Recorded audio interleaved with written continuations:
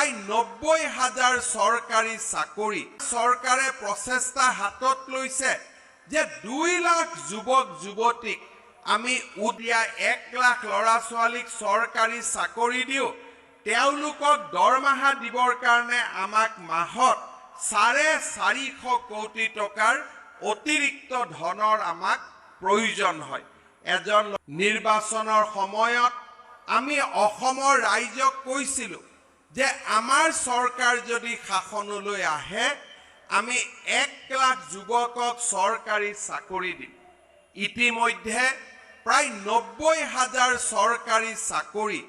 আমি আমাৰ অসমৰ যুৱক যুৱতীসকলক এটকাও টকা ঘোষ নিদিয়াকৈ আমি সম্পূৰ্ণ স্বচ্ছতাৰে আমি দিবলৈ সক্ষম হলো ইয়াৰ লগে লগে এতিয়া আমাৰ চৰকাৰে প্ৰচেষ্টা হাতত লৈছে যে 2 লাখ যুৱক যুৱতীক আমি উদ্যোগ আৰু ব্যৱসায় কৰাৰ বাবে আমি বিনামূলীয়াকৈ বিনা সুদত আৰু উভতাই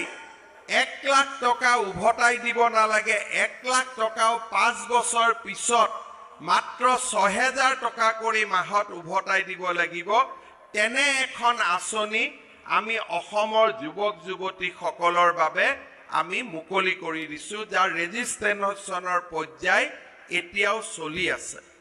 অসমত আমাৰ মহিলাসকলৰ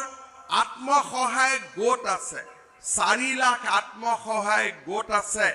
40 লাখ আই মাতৃ এই আত্মসহায়ক গোটৰ লগত জড়িত হৈ আছে আমি ডিসেম্বৰ মাহত তেওঁলোকক এখন আমি ফৰ্ম দিম সেই ফৰ্মখনত তেওঁলোকে লিখিব যে আমি ঘৰত কি ব্যৱসায় কৰিব খোজো তাঁতশালৰ কাম কৰিব খোজো কোনোবাই আমি হাঁহ কুকুৰা পালন কৰিব খোজো কোনোবাই আমি পিঠা পনাৰ ব্যৱসায় কৰিব খোজো আমি এই 40 লাখ মহিলাৰ বেংক একাউণ্টত আমি 10,000 টকা কৰি আমি পঠোৱাৰ ব্যৱস্থা কৰিম 40 লাখ মহিলাক 10,000 টকাকৈ পঠালে কিমান লাগিব 4,000 কোটি টকা লাগিব 2 লাখ যুৱকক 2 লাখ টকাকৈ অনুদান আৰু ঋণ দিলে আমাক কিমান টকা লাগিব আমাক 4,000 কোটি টকা লাগিব অৰুণোদয় 27 লাখ মহিলাক 1250 টকাকৈ মাহত দিবৰ কাৰণে কিমান টকা লাগিব 4,200 কোটি টকা লাগিব অসমত আজি আমি এই ধৰণে দুখীয়া দৰিদ্ৰ মানুহক আমি যেতিয়া 1 লাখ ল'ৰা ছোৱালীক চৰকাৰী চাকৰি দিও তেওঁলোকক দৰমহা দিবৰ কাৰণে আমাক মাহত 450 কোটি টকাৰ অতিৰিক্ত ধনৰ আমাক প্ৰয়োজন হয় এজন ল'ৰাই 35,000 40,000 দৰমহা পালে 1 লাখ ল'ৰা ছোৱালীক দৰমহা দিওতে মাহত 400-500 কোটি টকা আৰু বছৰত আমাক প্ৰায় 5,000 কোটি টকাৰ প্ৰয়োজন হয় এই গোটেইবোৰ আৰ্থিক যি বোজা বা আৰ্থিক যি এক প্ৰকাৰ ক'ব গ'লে যে আৰ্থিক প্ৰয়োজনীয়তা সেই প্ৰয়োজনীয়তাও আমি ৰাইজৰ ওপৰত কোনো কৰ কাটল নলগোৱাকৈ আজি আমি উন্নত বিত্তীয় ব্যৱস্থাপনাৰ জৰিয়তে আজি আমি সুচাৰুৰূপে চৰকাৰখন চলাই লৈ গৈছো যোৱা কেইদিনমান আগতে মই ৰাজস্থানত গৈছিলো ইলেকশ্যন কেম্পেইনৰ কামত তাতে যাওঁতে ৰাইজক সুধিছিলো পেট্ৰল ডিপুত যে ইয়াত পেট্ৰলৰ দাম কিমান আমি অসমত মাৰোৱাৰী মানুহবিলাক দেখো এই মাৰোৱাৰী মানুহবিলাকৰ ঘৰ হ'ল ৰাজস্থানত সাধাৰণতে মাৰোৱাৰী মানুহবিলাকৰ ঘৰত লক্ষী বাস কৰে বুলি মানুহে কয় তাৰমানে ৰাজস্থানখন কিমান ধনী ৰাজ্য হ'ব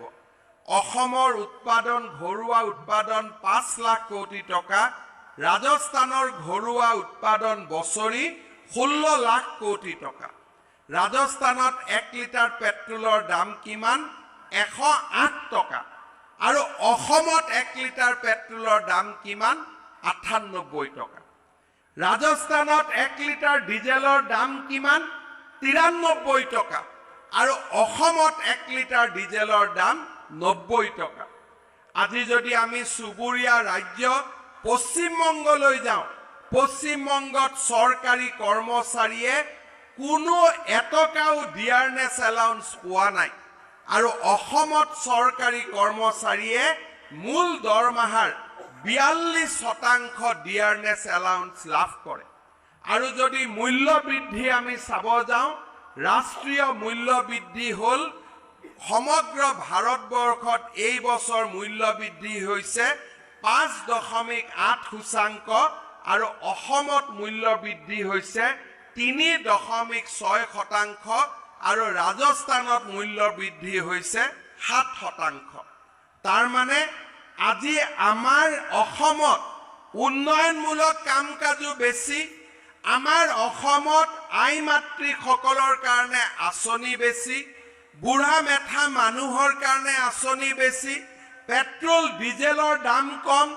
আমাৰ অসমত চৰকাৰী কৰ্মচাৰীয়ে পশ্চিমবংগতকৈ দৰমহা বেছি পায়, আৰু তাৰ পিছতো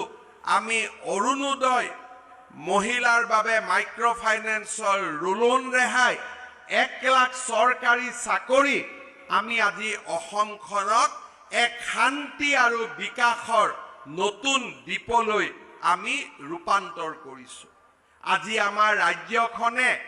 এনেধৰণে আমি এক নতুন বিকাশৰ যাত্ৰালৈ আমি আগবাঢ়িছোঁ।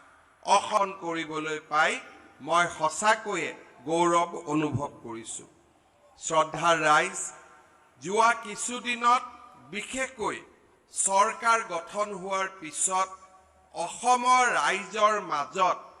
এটা ইতিবাচক চিন্তাৰে ৰাজ্যখনক আগুৱাই লৈ যোৱাৰ বাবে আমি নিৰন্তৰ কাম কৰি প্ৰচেষ্টা হাতত লৈছে যে 2 লাখ যুৱক যুৱতীক আমি উদ্যোগ আৰু ব্যৱসায় কৰাৰ বাবে আমি বিনামূলীয়াকৈ, বিনা সুদত আৰু উভতাই 1 লাখ টকা উভতাই দিব নালাগে, 1 লাখ টকাও 5 বছৰ পিছত মাত্ৰ 6,000 টকা কৰি মাহত উভতাই দিব লাগিব। তেনে এখন আঁচনি আমি অসমৰ যুৱক যুৱতীসকলৰ বাবে আমি মুকলি কৰি দিছোঁ, যাৰ ৰেজিষ্ট্ৰেশ্যনৰ পৰ্যায় এতিয়াও চলি আছে। 2 লাখ যুৱকক 2 লাখ টকাকৈ অনুদান আৰু ঋণ দিলে আমাক কিমান টকা লাগিব? আমাক 4,000 কোটি টকা লাগিব।